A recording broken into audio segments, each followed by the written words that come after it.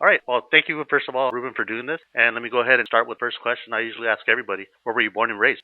I was born in Billings, Montana on December 19th, 1957, but I was raised in Bakersfield. What was the household like at that time when you were a kid? Were you guys all close? Yeah, actually we were very close. We went from Montana, we moved to Bakersfield, went to Texas, we came back to Bakersfield, and then went to Denver, to Aurora, Colorado, and they divorced, and then we went to Houston. I stayed with my dad. We kind of split us up.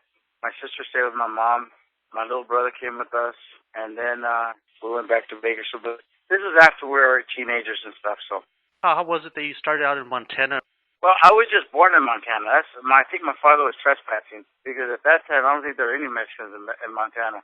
I was just born there, and then I came on into Bakersfield. I started boxing at the age of 9. And the reason I started boxing is my cousin, Carlos Tijerina, was fighting. And I would carry his bag to the gym because I just hang out, you know. And I took his bag to the gym, and we'd go on this railroad tracks. And the fun part was that we'd jump on the train because it was going real slow, and it would jump off on 20th Street, which the gym was. So we'd ride the train for a few blocks. It was real slow. And so my cousin would do his workouts, and then grab his bag in, we'd walk 3 blocks. It was really weird because at that time the train was going back the other way. So we jump on that same train and head on back, and then jump off and walk to my cousin's house. And we did this every day. And then I started hitting the bag, and I started hitting the speed bag. I was 9 years old. And then I just started boxing. I started doing that. Also, we had a paper out. And this is where it comes to, this has started our kind of like a criminal career. Not really criminal, but he would put me in these trash bins at this newspaper, and I'd take out all these misprint newspapers, and we'd go downtown at night, and he'd have me go into these bars where all these old people were. I thought we were old at the time, and I'd sell them misprint newspapers, and I'd make money, and we'd split it. According to him, it was 50-50, but he would rip me off. So that went on for years, like until we were 30. No, I'm just kidding. That went on, until he made some monies, and then I got too big. I wasn't so cute to them anymore, so fuck it, I quit. We partied, our business was over. It was like a little Ponzi scheme. and what was Bakersfield like at that time? Bakersfield is probably never changed, bro. And I love Bakersfield. That's my home. You know what's really crazy? They did a survey of the most famous people come out of Bakersfield. Buck Owens was number 1. I so happen, I don't know how, come number 2. Frank Gifford, 3, blah, blah, blah. Rick Mears, and all the way down. Well, Buck Owens died, so I was wondering if I'm number 1 or if he's still, I don't know. But Bakersfield's always been my hometown. I fought out of Bakersfield. In fact, I saw a guy, Don Kreider. Don Kreider had an amateur team called Kreider's Critters. All of his kids, and he had an amateur boxing team at a Strongbow Stadium, which is called the Dome now. And that's where we started our boxing career. I started there. Do you remember the Centennial Auditorium? The Centennial Gardens, yes. Yeah, I remember. I think I went there one time for some local guys from Oxnard here. We went to go watch one of their fights they fought there. And I remember seeing a plaque with your name on there, on the wall. That's called the Bob Elias Hall of Fame. Now that the arena is called the Rabobank Arena. That's all the athletes and dignitaries who ever come out of Bakersfield. They have like Buck Owens' guitar there. They have my robe, my boxing shoes. They have Rick Mears' stuff. Everybody will come out of Bakersfield. Like Brett McClanahan played for the Vikings. I mean, there's a lot of athletes, and Merle Haggard, Buck Owens, Joey Porter, except they don't have the prostitutes that used to walk down Union Avenue. That's the only thing. I would like to see them have a whole bunch of G-strings hanging in that place. That would be cool, dude. Do you know if they have a street or road named after you? You know what? It's funny you said that because that was on the ballot. And one time, Rick Mears and I think McClanahan, Brent was with us. We went to some function, and there was a big fight that broke out. We're right in the middle of it. So they decided not to go on with that idea because they figured that we were more a liability than you know what I mean? Buck Owens was the only guy that got a street named after him. My girlfriend lives up north, so I'm up there every other weekend. Sometimes, about 3-4 weekends a month. So I drive through Bakersfield all the time, and I always see Buck Owens. So I didn't even know who Buck Owens is until you just told me right now. Bro, that guy he was one of the biggest country western stars ever. He's huge. He did in fact, Buck has a restaurant. You gotta stop. You want to impress your girlfriend, take her to his restaurant. It's called the Crystal Palace. Bro, behind the bar, it's got a Cadillac that's mounted up on the wall, and it's mounted and has these silver dollars or 50-cent pieces that were mounted on the dashboard. When they were mounting this car, the workers were stealing those coins.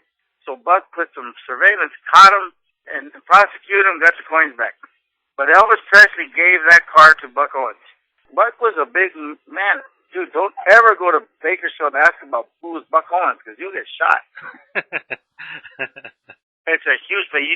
You got a take to go there. It's a beautiful, beautiful place. It's a great, people, all mostly country people. It's weird that I never heard of him. I'm sure I probably heard his music. I just didn't know who he was or what his name was. Oh my goodness! But trust me, I won't say I don't know Buck Owens. I'll do a little research. I'm going to tell people. I'm going to tell people this. He has no clue who Buck Owens is. What were you like as a kid growing up? Were you quiet? Were you shy? Were you outgoing? Were you crazy? I've never ever been shy, and I think this. I went to Catholic school. I guess they take all the shyness out of you. I got in trouble a lot because of my mouth, and then, the nuns used to beat the shit out of you back then. That's why I was such a good boxer, because I moved a lot, because they go for your ears. And I didn't like my ears pulling out, bobbing, weaving, moving. So Sister Henrietta, I guess I owe part of my career to her, And she was always after my ears, and she just couldn't grab them because I was moving, bobbing, weaving. But Catholic school, and here's another thing. I've been married 4 times. I've got 6 kids with 4 wives, 4 mothers. Because I went to Catholic school, they told me to love thy neighbor, so I did too much. And so, no. But I'm just kidding. But that's Catholic school. I went to St. Francis School, and we have such.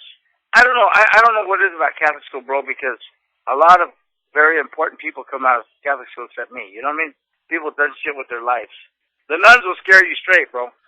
So, but in school as a kid, I was pretty humble, And I was pretty humble as a fighter. Now, but I want to tell you something, and I don't mean to change the subject, but, I grew up fighting with the Mayweathers, Floyd's a very, very close friend of mine.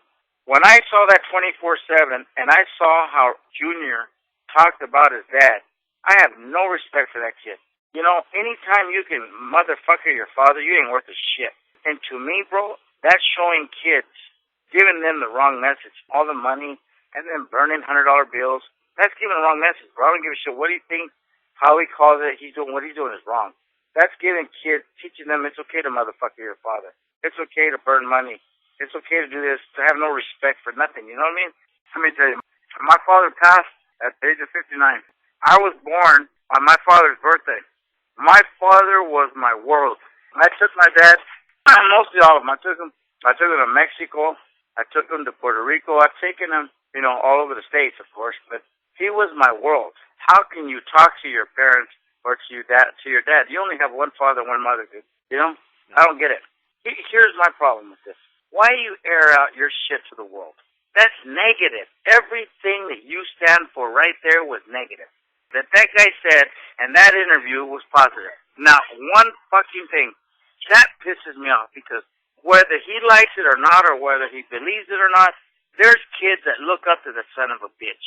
You know what I mean, bro? For you to betray these kids who love you by doing what you did, you're a piece of shit. Look, I told my son, I said, what do you think about that? He goes, you're an idiot, Dad. My son fought. Yeah, I didn't want him to fight. He wanted to fight because I did. He had 3 amateur fights. He had 3 stoppages. He can fight. He can fight.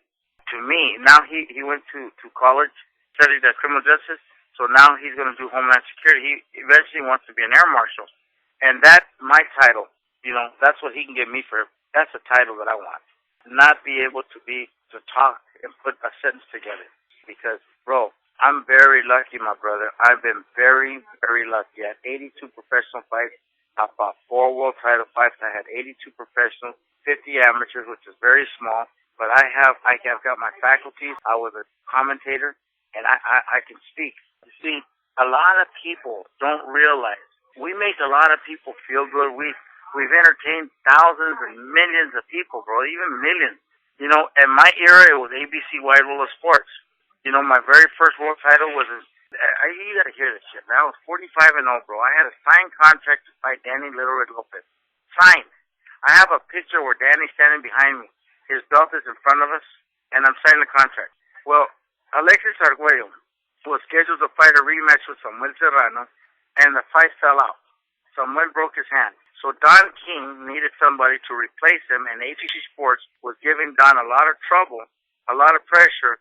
So Samuel Serrano's hand broke, so ABC is pressuring Don. Well, you better get somebody that can sell, or else I'm going to pull all of your TV dates from you. And back then, all the title fights, there was a week, every Saturday or Sunday, there was a world title fight on ABC Sports.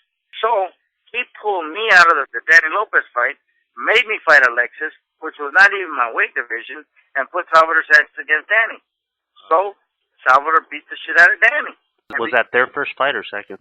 That was their first fight. And then after my fight with Alexis, I won the first 10 rounds and got stopped in the 11th with Alexis. So being that, and Howard Cosell had such a big part in me getting the fight with Salvador Sanchez 90 days later, because he knew that was not my weight division, and he says ABC, he had an influence on ABC to televise, to put me with Salvador Sanchez as as his first defense.